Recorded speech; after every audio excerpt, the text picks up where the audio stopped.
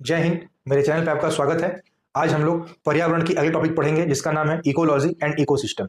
जिन छात्रों ने अगर पिछली वीडियो नहीं देखी है पर्यावरण की पहली टॉपिक तो उसको जरूर देख लीजिएगा, उसके बाद ये पढ़ेंगे तो और अच्छा लगेगा।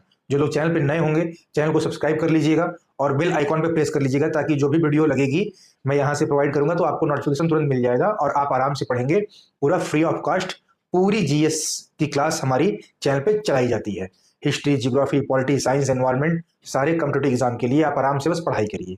देखिए आज हमारा टॉपिक है जिसका नाम है इकोलॉजी एंड इकोसिस्टम। दो टर्म्स आती है, ठीक है, इकोलॉजी एंड इकोसिस्टम, ठीक है। तो इनको हम अभी कुछ देर बाद पढ़ेंगे, पहले हम इन पे चर्चा करेंगे, ठीक है। हिंदी में हम इन्हें बोलते हैं पारिस्थितिकी। क्या बोलते हैं? पारिस्थितिकी। और उसको क्या बोला जाता है? इकोसिस्टम को पारिस्थितिकी तंत्र, ठीक है। तो देखिए पारिस्थितिकी कहते किसे हैं तो लिखते चलिएगा साथ में, जैसे आप रोज काम करते हैं मेरे साथ, ठीक है। पारिस्थितिकी है क्या? तो ये एक जीव विज्ञान की शाखा है। क्या है? जीव विज्ञान की शाखा, जिसके तहत क्या किया जाता है? जीव समुदायों और उनके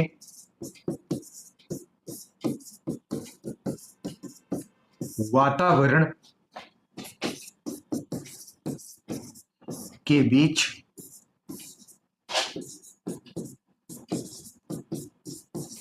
पारस्परिक संबंधों का अध्ययन किया जाता है। आई बात समझ में?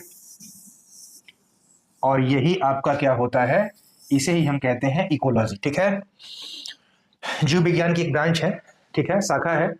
और इसमें हम जीव समुदायों और उनके वातावरण के बीच जो उनका पारस्परिक संबंध है उसी का अध्ययन करते हैं और उसी अध्ययन करने को हम क्या बोलते हैं? इकोलॉजी बोलते हैं, ठीक है। जैसे बात को समझिएगा, ठीक है। मान लीजिए कोई जीव समुदाय है, ठीक।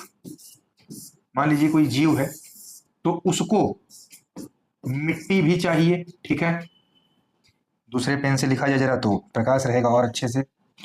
उसको क्या चाहिए? उसको मिट्टी चाहिए, ठीक है। उसे वनस्पति, ध्यान से देखिएगा, इकोलॉजी है क्या? एक जीव चारों तरफ से अपने जिस चीज से घिरा है वातावरण से, इन्हीं के बीच जो पारस्परिक संबंध है वो इकोलॉजी है। तो मिट्टी, वनस्पति, जल और जलवायु, क्लाइमेट, ठीक है।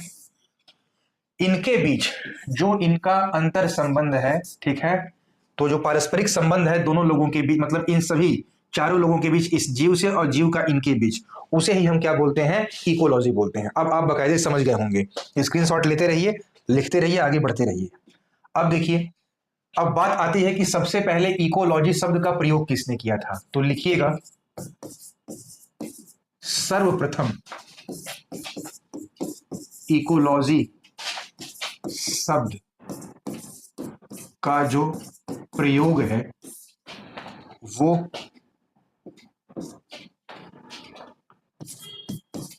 रेटर, नाम याद रख लीजिए, बहुत इंपॉर्टेंट है। रेटर महोदय ने 1868 1868 ईस्वी में किस रूप में किया? ओइकोलॉजी के रूप में किया। सबसे पहले अगर इकोलॉजी जो शब्द है इसका प्रयोग कोई कर रहा है तो रेटर, एग्जाम का क्वेश्चन पूछा भी है आईएएस और पीसीएस में। रेटर ने किया, कब किया? 1868 में। और किस रूप में किया? ओइकोलॉजी में। अब ये ओइकोलॉजी क्या था इसको देखा जाए, ठीक है। तो ध्यान से समझिएगा, देखिए ये जो इकोलॉजी शब्द है, ठीक है, जो इकोलॉजी, ठीक है, शब्द है, इसका जो उद्गम है, मतलब इसकी उत्पत्ति, ठीक है, इसकी उत्पत्ति जो है वो ग्रीक भाषा के आइकोस और लोगोस से हुआ है। मतलब इकोलॉजी शब्द आया कहाँ, कैसे आया? सर्वप्रथम इकोलॉजी शब्द का प्रयोग किसने किया? रिटर ने 1868 में, आइकोलॉजी के रूप में। तो ये जो इकोलॉजी शब्द है, इसी आइकोलॉजी, क्योंकि इन्होंने इकोलॉजी का प्रयोग किसमें किया था? आइकोलॉजी में, और तब इसी आइकोलॉजी से इकोलॉजी शब्द आया। तो वही बता रहा हूं कि इकोलॉजी शब्द की उत्पत्ति ग्रीक भाषा आइकोस और लोगोस से हुआ है, जिससे मिलकर बना है आइकोलॉजी। तो यहां पे लिखिएगा ओइकोस का अर्थ क्या होता है, ठीक है? देखिए यहां पे लिख लीजिएगा, ओइकोस का अर्थ होता है हैबिटाट, आवास, और लोगोस का अर्थ होता है अध्ययन। अब समझ में आई बात? तो जो आवासों का अध्ययन है उसे ही हम क्या बोलते हैं? इकोलॉजी बोलते हैं, ठीक? और ये आइकोलॉजी का संधि विच्छेद वाला रूप था, ठीक है? तो ये सबसे पहले रिटर ने किया और इस रूप में किया, ठीक? आप इसका स्क्रीनशॉट लीजिए, आगे बढ़ा जाए।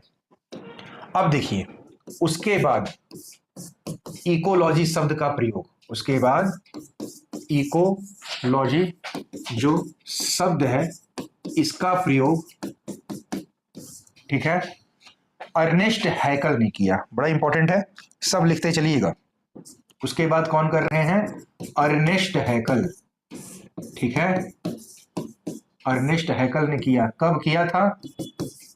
1869 ईस्वी, ठीक?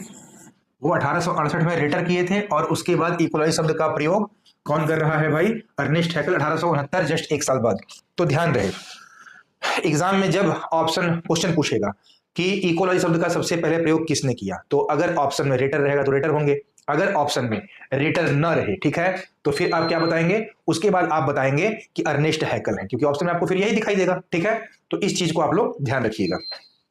अब देखिए ये तो हो गया इकोलॉजी शब्द का प्रयोग। अब जो कि वर्तमान में जो है इकोलॉजी का आकार और व्यापक हो गया है, ठीक है? इकोलॉजी और क्या हो गया? और व्यापक हो गया, और इसमें जंतु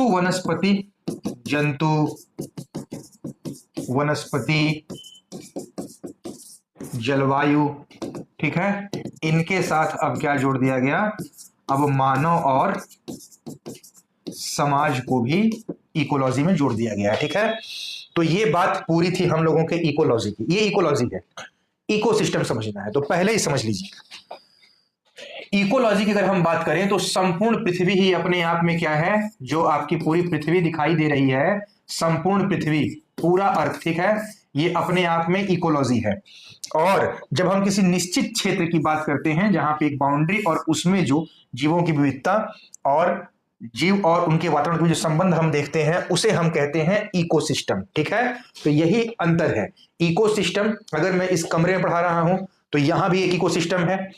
अगर हम जिले की बात कर रहे हैं, उत्तर प्रदेश के किसी जिले की, वहां भी इकोसिस्टम, यूपी खुद एक इकोसिस्टम, पूरा राज्य, जल की एक बूंद में भी इकोसिस्टम, तालाब में भी इकोसिस्टम, समुद्र में भी इकोसिस्टम। और इकोलॉजी क्या है? पूरा पृथ्वी हम ले लें तो वो इकोलॉजी है। इकोलॉजी के अंडर में आता है इकोसिस्टम, ये अंतर है, ठीक है? तो अब हमारी पूरी बात होगी इकोसिस्टम पे, तो डाल लीजिए हेडिंग इकोसिस्टम, ठीक है? इको सिस्टम, जिसे हम बोलते हैं हिंदी में पारिस्थितिकी तंत्र या पारिस्थितिक तंत्र, ठीक है? तो आइए इसकी भी डेफिनेशन लिख लीजिए तो और अच्छे से समझ जाएंगे भली भांति रूप से। देखिए किसी भी जैव समुदाय का अपने अजैव वातावरण के साथ बड़ा गहरा संबंध होता है, ठीक है? क्या होता है? गहरा संबंध होता है, ठीक? और इसी जैव समुदाय और अजैव वातावरण के इस गहरे संबंध को ही हम क्या बोलते हैं? पारिस्थितिक तंत्र बोलते हैं, ठीक है? क्या बोलते हैं भाई? पारिस्थितिक तंत्र, जिसे हम बोलते हैं इकोसिस्टम। तो अब बात समझ में आई, जहां पर जैव समुदाय दिखाई दे और अजैव वातावरण, और उसके बीच जो इन लोगों का पारस्परिक संबंध होगा, तब हम बोलेंगे कि वो इकोसिस्टम है, ठीक? तो अब जरा हम इकोसिस्टम के कंपोनेंट को देखेंगे, आइए। तो देखिए आप यहां पे लिखिएगा, पारिस्थितिक तंत्र के दो घटक होते हैं, ठीक? पारिस्थितिक तंत्र के दो घटक होते हैं, ठीक है? कौन कौन से? एक होता है आपका जैविक घटक, बायोटिक कंपोनेंट। एक होता है जैविक घटक, बायोटिक कंपोनेंट, और दूसरा होता है अजैविक घटक, एबायोटिक कंपोनेंट, अजैविक घटक। ठीक, इसमें अगर हम बात करें अजैविक घटक में तो क्या क्या आता है, इसमें आपका वायु, जल, मृदा, नमी, ताप, ठीक है, उसके बाद खनिज, मिनरल्स, प्रकाश, ये सारी चीजें जो है ये अजैविक घटक हैं। और इसमें क्या आते हैं, जंतु और पेड़ पौधे, जंतु और पेड़ पौधे, ठीक, बायोटिक में। तो इसीलिए पहले हम इसको देखेंगे तब हम लोग उसको देखा जाएगा। तो बायोटिक जो है ये 3 टाइप का होता है, ठीक है, आप जानते भी होंगे। तो आइए लिखा जाए वो 3 टाइप क्या है भाई। तो सबसे पहले है आपका उत्पादक, प्रोड्यूसर्स, फिर दूसरे नंबर पे आता है उपभोक्ता जिसे बोलते हैं कंज्यूमर्स, और तीसरे नंबर पे आता है अपघटक जिसे हम बोलते हैं डीकंपोजर। अजय घटक में भी आपको आगे पढ़ाऊंगा, आप अगर नोट्स पा रहे हैं तो इसको ऐसे और इसको जगह छोड़े रहेगा, इसको ऐसे लिखिएगा। उत्पादक क्या होते हैं, ये स्वपोषी होते हैं, ठीक, उत्पादक स्वपोषी। और स्वपोषी में क्या होते हैं, स्वपोषी में हम इसे बोलेंगे हरे पौधे, ठीक, हरे पौधे। और जो ये हरे पौधे होते हैं ये प्रकाश संश्लेषण करते हैं, फोटोसिंथेसिस, ठीक, आप जानते भी होंगे।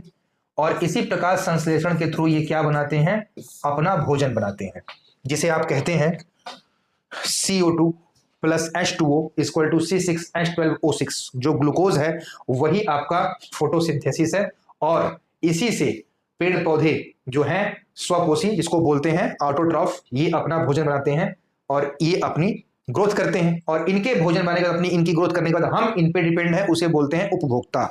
और उपभोक्ता की 3 श्रेणियां हैं, ठीक है, 3 क्या 4 कह लीजिए, primary, secondary, tertiary and omnivore, ठीक। तो अब हम उपभोक्ता की बात करेंगे। उपभोक्ता की बात करने के लिए मैं अगले पेज को ले रहा हूं, आप स्क्रीनशॉट लीजिए, आगे बढ़िए, ठीक।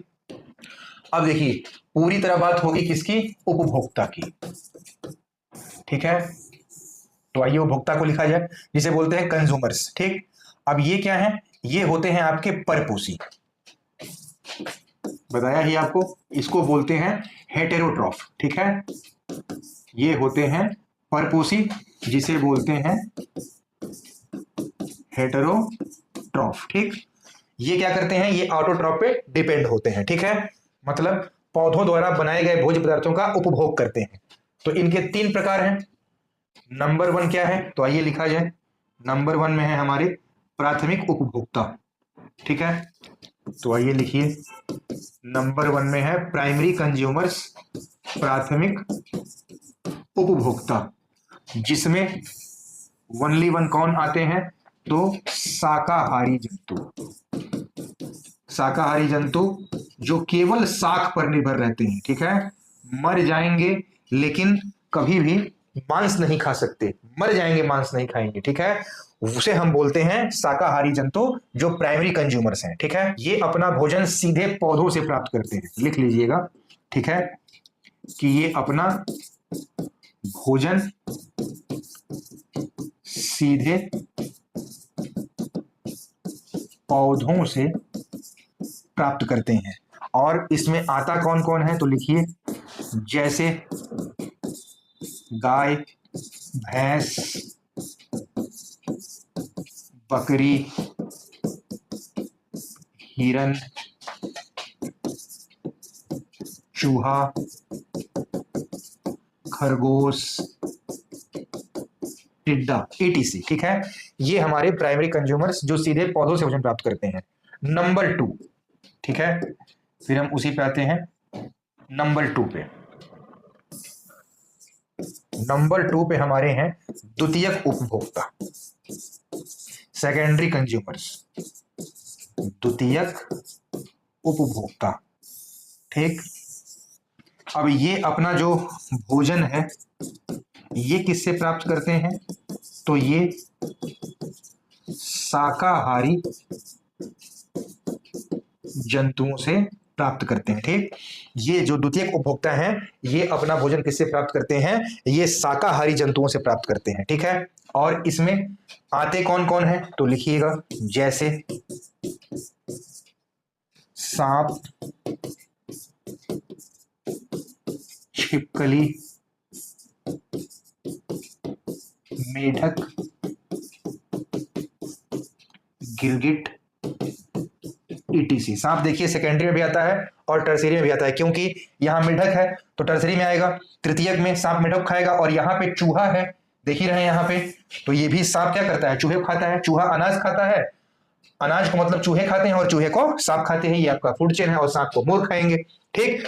तो यहां तक का स्क्रीनशॉट लीजिए, तब हम आए टर्सरी पे। तो देखिए अब है तृतीयक उपभोक्ता। तृतीयक उपभोक्ता, टर्शियरी कंज्यूमर्स, ये लिखिएगा शाकाहारी, मतलब द्वितीय श्रेणी।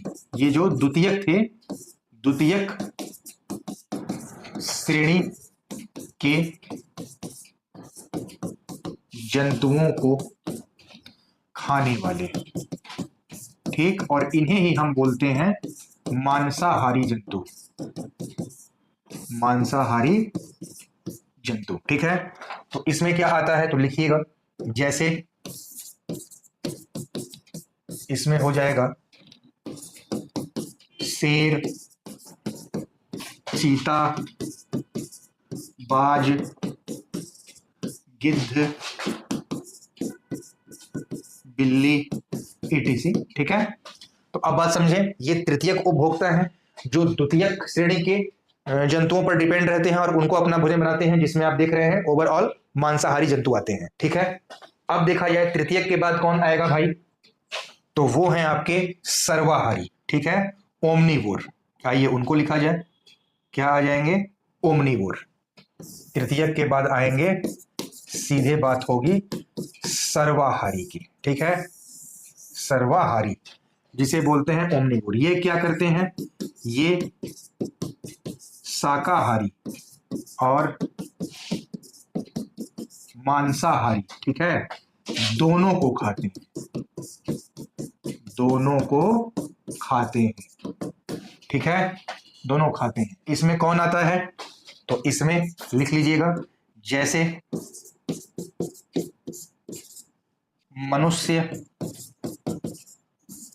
ठीक है, कुत्ता, बिल्ली, शेर मत कह दीजिएगा, ठीक है।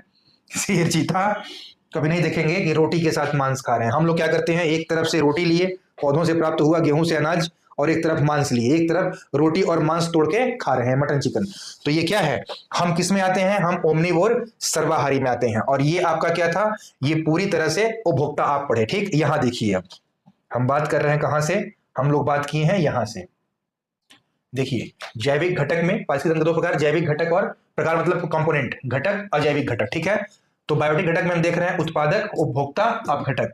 तो उत्पादक देख ही लिए, जो ऑटोट्रॉफ हरे पौधे, उन्हीं पे डिपेंड होकर ये आप फूड चेन देख रहे थे। उपभोक्ता जिसमें आपने फिर ये देखा, उपभोक्ता में परपोषी, प्राथमिक, द्वितीयक, फिर क्या हुआ तृतीयक और सर्वाहारी। अब हम बात करेंगे किसकी, अब बात करेंगे अपघटक की। तो लिख लीजिए सीधे सीधे, डिकम्पोजर करते क्या है? अपघटक, ठीक है। ये सूक्ष्म जीव होते हैं, क्या होते हैं? माइक्रो ऑर्गेनिज्म, सूक्ष्म जीव होते हैं। और ये सूक्ष्म जीव में, इस सूक्ष्म जीव में आते क्या हैं तो इसमें मृत जीवी, कवक और जीवाणु आते हैं, ठीक। मृत जीवी, कवक और जीवाणु आते हैं। और ये करते क्या हैं,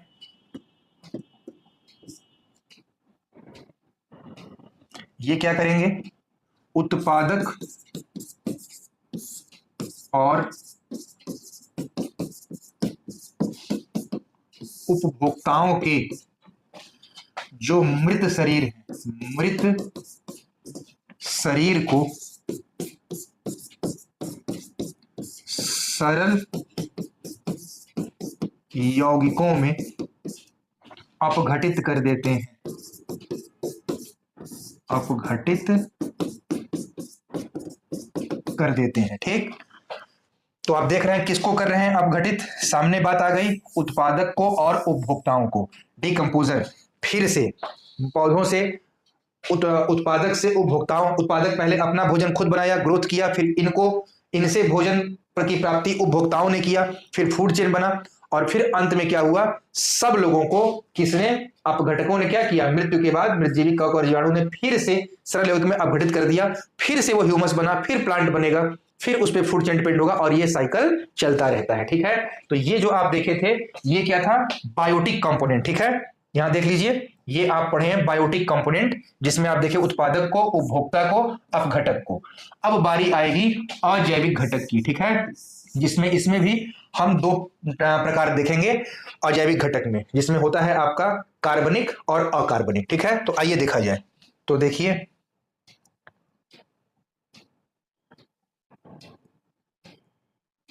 अब आइए देखा जाए अजैविक घटक। अजैविक घटक, ठीक है, आइए इसको बीच में ही लिख दिया जाए। देखिए, अजैविक घटक, ठीक है, अबायोटिक कंपोनेंट, ये दो प्रकार, और क्लाइमेट फैक्टर को लेके तीन प्रकार। ठीक, सबसे पहला क्या है, अकार्बनिक पदार्थ, अकार्बनिक पदार्थ, इनऑर्गेनिक मैटर। फिर है आपका कार्बनिक पदार्थ, कार्बनिक पदार्थ, और फिर है मतलब ऑर्गेनिक मैटर।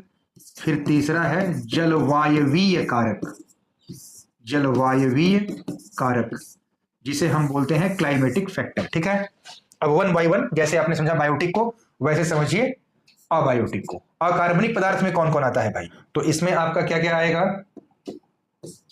मृदा, ठीक, फिर फास्फोरस,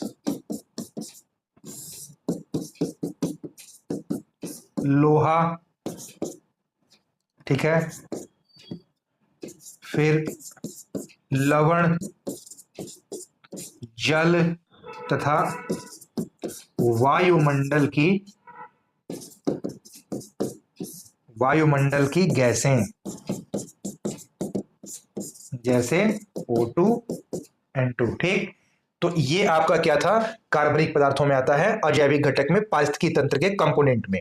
अब बात करेंगे कार्बनिक पदार्थ की। ठीक, इसमें किस चीज को देखा जाता है, तो आइए देखा जाए इनको।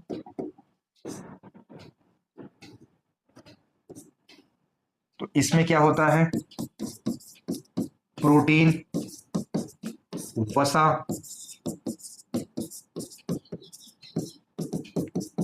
कार्बोहाइड्रेट्स और लिपिड। देख रहे हैं ना, ये सब क्वेश्चन पूछेगा आपसे कि पारिस्थितिकी तंत्र इकोसिस्टम के बायोटिक कंपोनेंट, मतलब उसमें क्या, तो उत्पादक, उपभोक्ता, अपघटक, और उसमें प्राइमरी, कंज्यूमर, सेकेंडरी, टर्सरी और ओमनिवोर, जो देखिए सबसे क्वेश्चन बनेगा। फिर डिकम्पोजर, और फिर इधर आपका अजैविक घटक पूछ सकता है, इनऑर्गेनिक, ऑर्गेनिक और क्लाइमेटिक फैक्टर, तो आप बताएंगे ये चीजें भी, और ये चीजें, और ये चीजें, और जैविक और अजैविक का ये पूरा, ये सब क्या है, इन्हीं दोनों का तो परस्पर संबंध है एक दूसरे से, तो क्या बन रहा है, इकोसिस्टम। ये सभी होना जरूरी है, तभी हम पूरी तरह से क्या बोलेंगे, इकोसिस्टम बोलेंगे। ठीक है, तो कार्बनिक पदार्थ में ये है। अब जलवायवीय कारक में क्या है, तो उसको देखा जाए। तो इसमें आइए जरा पेन को चेंज किया जाए। तो इसमें क्या क्या है, इसमें ताप है, प्रकाश है, वायु है, और इसमें सूर्य जो है ये ऊर्जा के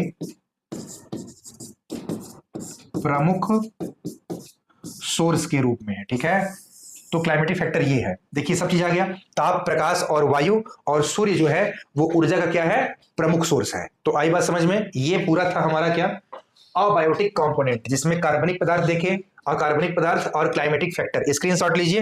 अब हम बात करेंगे पारिस्थितिकी तंत्र के प्रकार की। तो आइए यहां लिखिए पारिस्थितिकी तंत्र के प्रकार। ठीक है, आइए लिखा जाए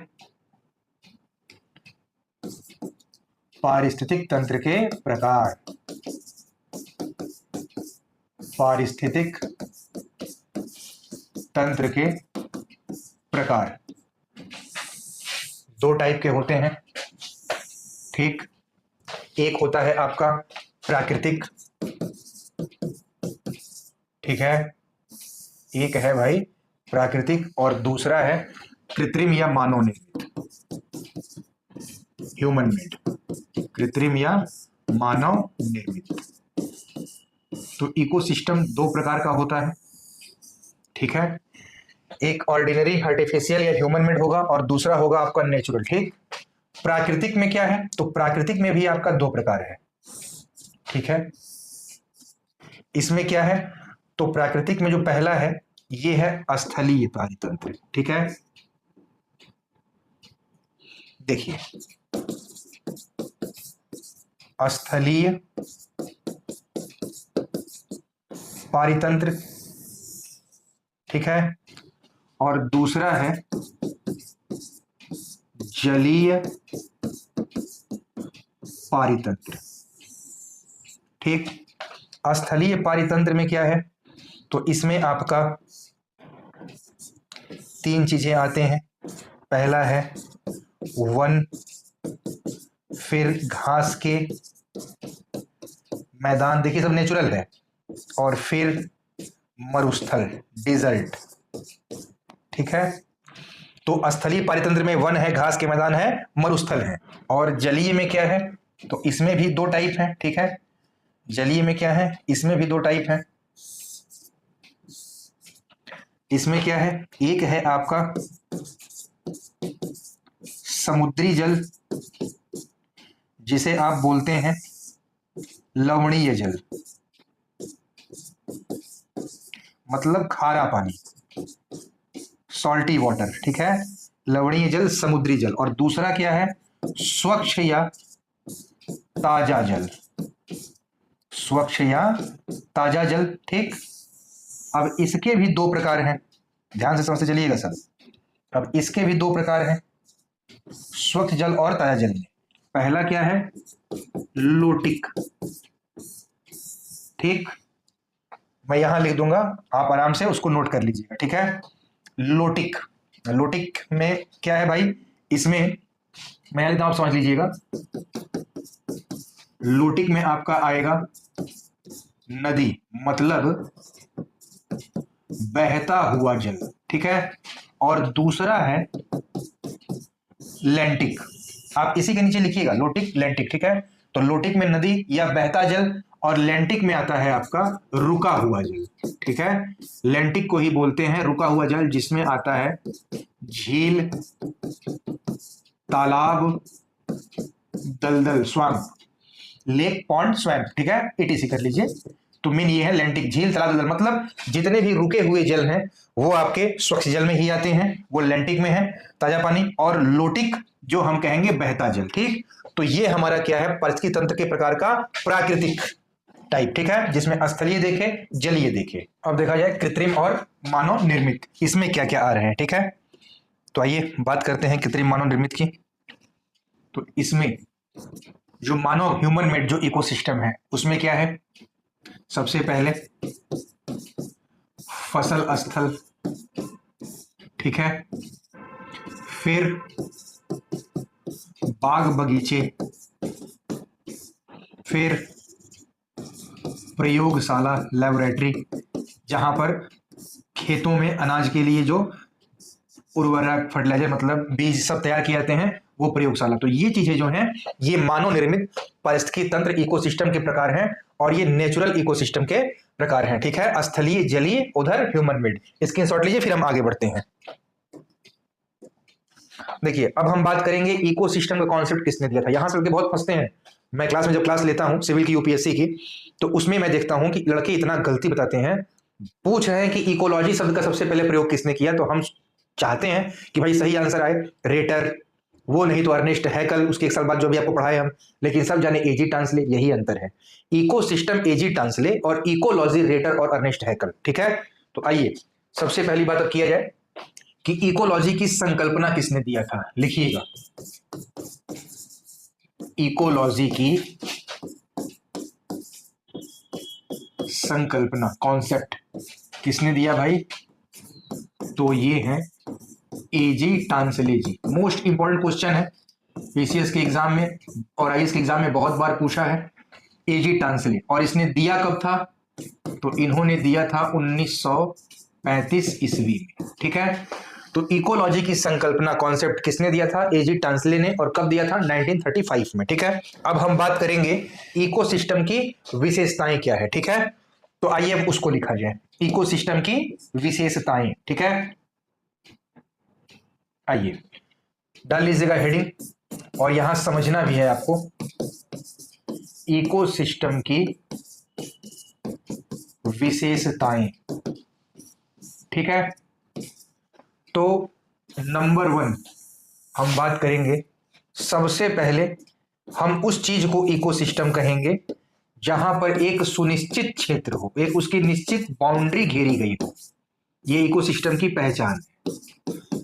देखिए, जब 4 पॉइंट मैं लिखूंगा इकोसिस्टम की विशेषताओं में, तो यही क्वेश्चन करता है कि इकोसिस्टम की विशेषताओं में से कौन सा नहीं है। आजकल क्वेश्चन नहीं बड़े ज्यादा आते हैं। ठीक है, तो विशेषताएं जानिए और टॉपिक को समझते चलिए।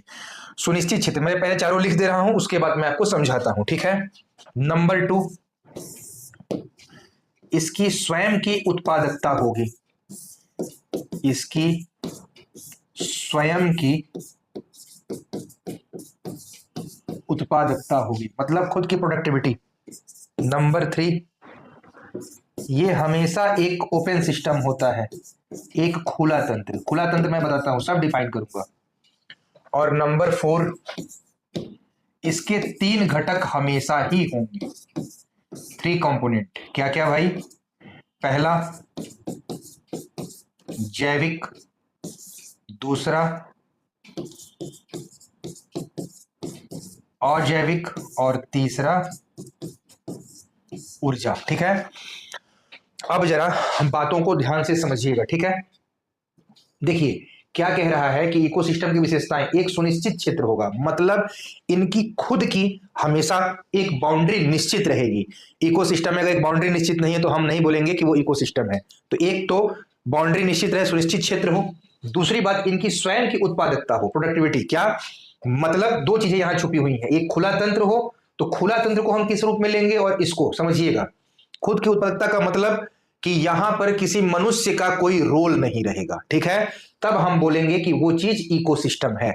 और खुला तंत्र समझिए, जैसे किसी शेर को चिड़ियाघर में चिड़ियाघर प्रबंधक महोदय के द्वारा अगर मांस दिया जाता है, तो वो एक खुले तंत्र और स्वयं की उत्पादकता की पहचान नहीं होती है, वो इकोसिस्टम की पहचान नहीं है। शेर अगर शिकार करके खा रहा है, ठीक है, तो ये इसकी स्वयं की उत्पादकता और एक खुले तंत्र की पहचान है। अब बात समझ में आई? मतलब कि शेर के हाथ बंधे नहीं हैं, वो अपने अनुसार अपना शिकार कर रहा है और खा रहा है, तो वो क्या है? एक खुले तंत्र की पहचान करा रहा है। ठीक है, तो वो एक इकोसिस्टम है, और वही उनकी खुद की अपनी उत्पादकता है, अपनी प्रोडक्टिविटी है, उसमें कोई मानवीय हस्तक्षेप नहीं है। तो सुनिश्चित क्षेत्र होगा, स्वयं की उत्पादकता होगी, और खुला तंत्र होगा, मतलब कि उसमें मनुष्य के द्वारा अगर कोई क्रियाकलाप हो गया तो हम उसे इकोसिस्टम नहीं कहेंगे। अगर शेर को मनुष्य खाना खिला रहा है किसी चिड़ियाघर में जहां पे शेर रहते हैं, चीता रहते हैं, जो भी पशु पक्षी रहते हैं, तब आप उसे एक खुला तंत्र नहीं कहेंगे। और जाहिर सी बात है कि उसके 3 घटक तो हर हाल में ही होंगे, जैविक, अजैविक, ऊर्जा। अगर जैविक नहीं होगा तो अजैविक ऊर्जा से मतलब क्या? जब जीव ही ना पनपे तो इकोसिस्टम नहीं है। अगर जैविक है, ऊर्जा है, और अजैविक अभी आपने देखा, तो जीव ऊर्जा लेके क्या करेगा? जब अजैविक से उसका कोई क्रियाकलाप ही नहीं होगा, क्योंकि अजैविक में ही आपने पढ़ा जिसमें आपका क्या था? कार्बनिक पदार्थ, अकार्बनिक पदार्थ और क्लाइमेटिक फैक्टर। ठीक है ना, ये आपने देखा था किसमें? अजैविक में। तो आई बात समझ में? देख ही रहे हैं। और अगर जैविक है, अजैविक है और ऊर्जा ही ना रहे तो भी गड़बड़ है। तब क्या होगा? एनर्जी ही नहीं मिलेगी, जियोथर्मल एनर्जी नहीं मिल रही है और आपका सोलर एनर्जी नहीं मिल रही है, तो इकोसिस्टम नहीं होगा, क्योंकि उनका ग्रोथ ही नहीं होगा। तो एक इकोसिस्टम में ये चारों विशेषताएं होनी चाहिए। और इकोसिस्टम की संकल्पना किसने दिया था? एजी टांसले ने 1935 ईस्वी में। स्क्रीनशॉट लीजिए, फिर आगे बढ़ा जाए। अब देखिए, एक कॉन्सेप्ट आता है, बहुत इंपॉर्टेंट है, इकोटोन। समझना भी है और हल्का सा लिखना भी है। ठीक है, इकोटोन। इकोटोन क्या है? ध्यान से समझिएगा। ठीक, देखिए मान लीजिए एक ये क्षेत्र है और एक ये क्षेत्र है, ये वन स्थल है ठीक, ये वन स्थल है और ये आपका घास स्थल है। ठीक है, तो जो ये वाली कंडीशन आप देख रहे हैं, दोनों का संक्रमण क्षेत्र, इसे ही आप क्या बोलते हैं, इकोटोन। अब समझ में बात आई कि इकोटोन क्या है? तो यहां पे लिख लीजिए, इकोटोन दो कम्युनिटीज, दो समुदायों के बीच का संक्रमण क्षेत्र। दूसरी बात, दोनों समुदायों की जातियां पाई जाएंगी यहां पे, दोनों समुदायों की जातियां। तीसरी बात, इसीलिए यहां पर जैविक विभिन्नता देखने को मिलेगी। ठीक है, और चौथी बात, इसी कारण यहां का जो बायोलॉजिकल डेंसिटी है, जैविक घनत्व, वो बहुत ही ज्यादा हाई होगा। ठीक है, तो अब बात समझ गए होंगे कि इकोटोन क्या है। इकोटोन हम क्या कहते हैं कि जब देखिए यहां वन स्थल है, यहां घास स्थल है। ठीक, अब जहां वन खत्म हो रहा है वहां घास शुरू हो रहा है, जहां घास स्थल खत्म हो वहां वन स्थल शुरू हो रहा है। तो एक जगह तो ऐसा आएगा जहां दोनों समुदायों की जो प्रजातियां हैं, जो जातियां हैं, वो क्या होंगी, आपस में टकराएंगी, आपस में मिलेंगी। तो इसी कारण वहां पे क्या होगा, वहां पे सबसे अधिक जैविक विभिन्नता पाई जाएगी, और इसीलिए आप देखेंगे कि वहां का जैविक घनत्व तो सबसे ज्यादा होगा और वहां पर बहुत उपजाऊ क्षेत्र होगा। उसी चीज को हम बोलते हैं इकोटोन। अब बात समझ में आई? स्क्रीनशॉट लीजिए, फिर आगे बढ़ा जाए। अब देखिए, दो बातों को बड़े गहराई से समझना है। एक है हमारा संख्या पिरामिड और एक है ऊर्जा पिरामिड। एग्जाम में लड़के क्वेश्चन जब आता है तो 100% गलती करके आते हैं। आज गलती नहीं करेंगे, पूरा हम समझेंगे डायग्राम के थ्रू। ठीक है, दो त्रिभुज बनाया जाए और बड़े बकायदे उस चीज को समझा जाए। ठीक है, आइए देखिए, अब ध्यान से क्रियाकलाप किया जाए। देखिए, दो त्रिभुज बनाया जाए, तब आप बातों को समझेंगे।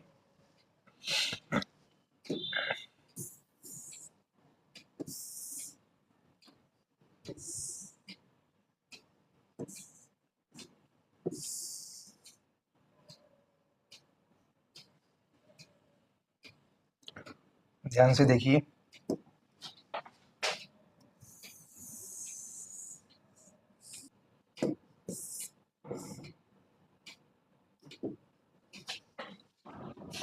अब देखिए दो त्रिभुज बन गया। अब ध्यान से जरा बातों को समझिएगा। ठीक है, एक है हमारा संख्या पिरामिड, नंबर पिरामिड, इसी को पढ़ा के फिर मैं खत्म करूंगा और इसकी फिर पार्ट 2 आएगी जिसमें हम पूरी बात पढ़ेंगे, बची हुई चीजें। और दूसरा होता है ऊर्जा पिरामिड। ठीक है, अब ध्यान से देखिएगा, इसमें आपके सभी चीजें आएंगी, उत्पादक, उपभोक्ता, डिकम्पोजर। ठीक है, और यहां पे भी 3 कंडीशन रहती है एनर्जी की, ऊर्जा का प्रवाह। ठीक, अब ध्यान समझिएगा संख्या पिरामिड है क्या। देखिए, सबसे नंबर 1 पे क्या आता है, उत्पादक। और उत्पादक में क्या आते हैं, उत्पादक में आते हैं हरे पौधे। ठीक है, क्या आएंगे भाई, हरे पौधे। फिर क्या हो जाएगा, प्राथमिक उपभोक्ता। इसमें क्या आ जाएंगे, इसमें हिरन,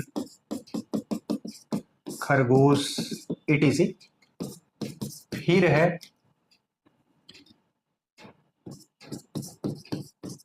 द्वितीयक उपभोक्ता। ठीक, अब इसमें क्या आ जाएंगे, यहां पे आएगा शेर। ठीक, और फिर ये वाली चीज जो है, ये है आपका डिकम्पोजर, अपघटक। तृतीयक नहीं बनाया क्योंकि फिर वही चीज है, प्राथमिक, द्वितीयक, तृतीयक, इतने में समझना है। और इधर हम क्या करेंगे, देखिए, ऊर्जा का प्रवाह 100%, 10%, 1%। ये क्या है, ये ऊर्जा का प्रवाह है, हमेशा सीधा होता है। ठीक, अब ध्यान समझिएगा, संख्या पिरामिड में क्या है भाई, उत्पादक की संख्या सबसे ज्यादा होनी चाहिए। मतलब ये पिरामिड ऐसे बनना चाहिए। त्रिभुज ऐसा क्यों बन रहा है? क्योंकि जो बेस है, जो प्रोड्यूसर्स हैं, उनका आधार बहुत ही ज्यादा व्यापक होना चाहिए, विस्तृत होना चाहिए। मतलब इस धरती पर सबसे अधिक प्रोड्यूसर्स, उत्पादक की संख्या होनी चाहिए। बात समझ में आई? इस धरती पर सबसे अधिक उत्पादकों की संख्या होनी चाहिए। हरे पौधे बहुत ज्यादा हों पूरे उत्पादक। दूसरे नंबर पर उससे कम फिर हिरन खरगोश की संख्या हो, चूहे की संख्या हो, ठीक है, गाय भैंस की संख्या हो। उससे कम फिर शेर चीता बाघ की संख्या हो। तो संख्या पिरामिड हमारा सीधा बनता है। लेकिन ऐसा है नहीं, क्योंकि मतलब संख्या पिरामिड सीधा बनना चाहिए लेकिन ऐसा है नहीं, ठीक है। संख्या पिरामिड सीधा नहीं बन पाता है। हमेशा इकोसिस्टम अगर है तो संख्या पिरामिड सीधा बनना चाहिए, ऊपर आते आते इनकी संख्या सबसे कम, ठीक है। इसीलिए त्रिभुज ऐसे बनाया जाता है। उत्पादक क्यों? अब कहेंगे आप क्यों? क्योंकि हरे पौधे मान लीजिए संख्या में कम हो गए, ठीक है। अब हरे पौधे संख्या में कम हो जाएंगे तो हिरन इनको 15 से 20 दिन में खा खत्म कर देगा। फिर इसके बाद पौधे ही नहीं रहे। अब पौधे खत्म तो हिरन मर जाएगा, और हिरन मर जाएगा तो शेर अपने आप मर जाएंगे। अब बात समझ में आई ये चीज? इसीलिए जो संख्या पिरामिड है ये हमेशा इसका आधार विस्तृत होना चाहिए और संख्या पिरामिड हमेशा सीधा बनना चाहिए। इसीलिए ऐसा बना है। अब बात समझ गए होंगे। ये फूड चेन को ही दर्शा रहा है। अब यहाँ पे क्या है? अब यहाँ पे हिरन की संख्या अगर कम हो जाएगी और मान लीजिए खरगोश और भी वैरायटी अगर न रहे किसी इकोसिस्टम में, तो क्या होगा? शेर को खाने के लिए एक ही चीज दिखाई दे रहा है हिरन, और यहाँ पे विस्तृत चीजें दिखाई देंगी तो उसको कई वैरायटी मिल रही है खाने के लिए। तो इनसे बाद ये कम, इनसे ये कम, इनसे ये कम, मतलब ऊपर जाते जाते आधार जो है वो पतला हो रहा है और होना चाहिए। तो इसे आप बोलेंगे संख्या पिरामिड, ठीक है। अब बात समझ गए होंगे। अब देखिए यहाँ पे क्या है, जैसे सूर्य के प्रकाश से ही सब एनर्जी ले रहे हैं और जियोथर्मल भूतापीय ऊर्जा, ठीक है। तो सूर्य का प्रकाश जब आ रहा है तो पौधे क्या करते हैं? पौधे पूरा 100% एनर्जी लेते हैं। फिर 10 प्रवाह होता है, 10 प्रवाह होता है आगे बढ़ने पे, ठीक है। तो जैसे ही हरे पौधों को प्राथमिक उपभोक्ता खाएंगे तो ये क्या 100% पूरी एनर्जी ले पाएंगे? नहीं, इनका 10 प्रवाह इसमें 10% जाएगा, किसमें? प्राइमरी कंज्यूमर्स में। और फिर जब इनको शेर खाएंगे तो उनको क्या होगा?